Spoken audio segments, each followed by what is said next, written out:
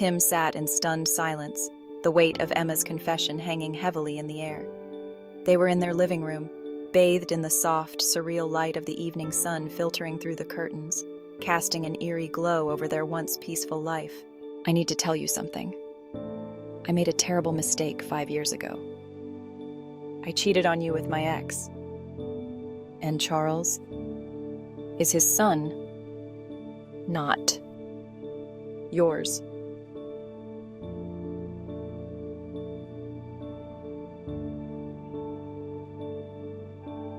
It felt as though the ground had been pulled out from under Tim. He stared at Emma, his mind struggling to process her words. The pain was acute and unrelenting. The woman he loved and trusted completely had just shattered his world. The realization that Charles wasn't biologically his son left Tim feeling utterly devastated. Why didn't you tell me sooner? Why wait all these years? Why now? Why did you do this to us?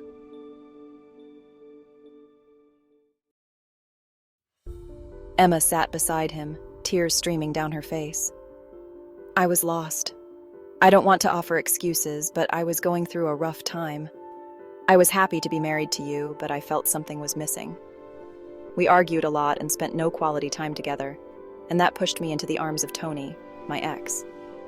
I instantly regretted it, but when I found out I was pregnant, things only got worse. I wanted to tell you, but I was ashamed and afraid of losing you. However, since becoming a Christian 6 months ago, I've felt burdened by my past. I thought I could bury it and move on, but I've been so miserable, and I couldn't carry this secret any longer. I needed to come clean. Only the truth could set me free."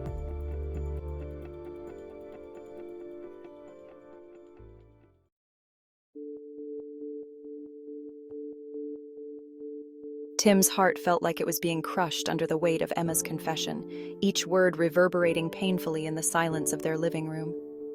He shook his head, overwhelmed by a tumult of anger and heartache. You built our marriage on a lie, Emma. How can I trust anything you say now? Emma reached out to touch his arm, but he recoiled, unable to bear her touch. "I know I don't deserve your forgiveness, but I am truly sorry. I have repented for my sins, and I love you more than anything." Tim stood abruptly, pacing the room as if trying to outrun the pain. I prayed for you to find God. I believed he was guiding us toward a better life together. Was that all just a lie too? Emma lowered her head, her own faith now feeling fragile beneath the weight of her confession. "No, Tim. God answered your prayers. I found salvation because of you. I love you and cannot bear to lose you. Please, forgive me." As days turned into weeks, Tim struggled to reconcile his shattered trust and fractured faith. Despite his commitment to Christianity and its teachings on forgiveness, the pain and betrayal were too deep to overcome easily. He moved out of their family home, withdrew from church, and isolated himself from family and friends who couldn't grasp the depth of his anguish.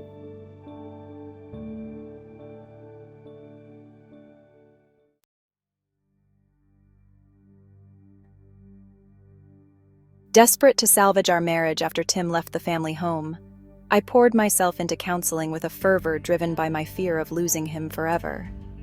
I sought out a therapist specializing in marital issues, committing to weekly sessions with an unwavering dedication.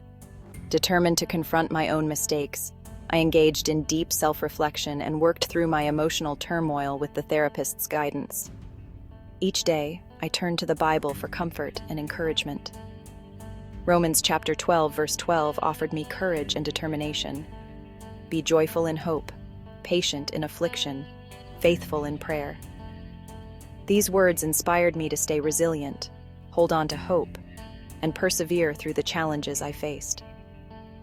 Additionally, 1 Peter chapter 5, verse 10 provided profound reassurance. And the God of all grace, who called you to his eternal glory in Christ, after you have suffered a little while, will himself restore you and make you strong, firm, and steadfast. This promise of restoration and strength gave me a sense of hope during my darkest moments. I applied the strategies suggested by my counselor, hoping to demonstrate through tangible actions that my remorse was profound and my love for Tim was sincere. I made every effort to show my commitment to rebuilding our fractured relationship. I meticulously planned thoughtful gestures and sent heartfelt text messages and emails, each one expressing my genuine regret and longing to make amends. Understanding Tim's need for space, I respected his boundaries while continuously working to create opportunities for reconciliation. My days were filled with efforts to prove my devotion, hoping that my actions, rather than just words, would eventually convey my unwavering love and dedication, and that we might, in time, restore the trust and connection we once shared.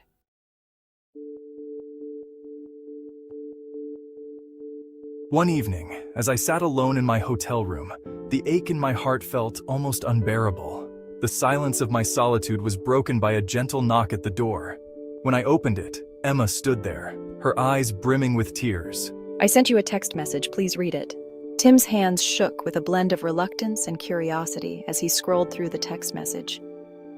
Emma's words flowed out, brimming with remorse, heartfelt love, and profound regret for the pain she had inflicted. She reaffirmed her faith in God, confessed her wrongdoing once more, and earnestly pleaded for his forgiveness.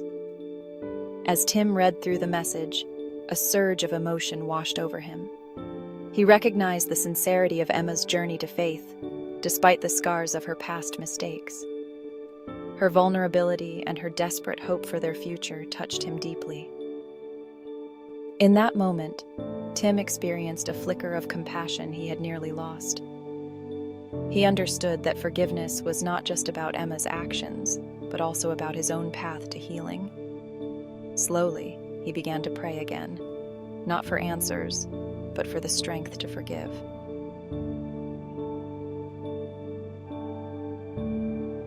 Reconciliation was a challenging road. Tim moved back into their home, but he still struggled with doubts and fears as he wrestled with the complexities of faith and forgiveness. He joined Emma in therapy sessions, finding inspiration in the Bible verse from Ephesians 4:32. Be kind and compassionate to one another, forgiving each other, just as in Christ God forgave you. This verse became a guiding light for him as he worked to mend their marriage. Throughout this tumultuous period, Emma remained steadfast, offering unwavering patience and love. Months later, as they sat together in church, unified once more, Tim felt a profound sense of peace settle over him. It was not the naive tranquility of ignorance, but a hard-earned peace forged through forgiveness and grace. Though their journey was far from over, they walked together in faith, reassured that with God by their side, they would overcome any challenge that lay ahead.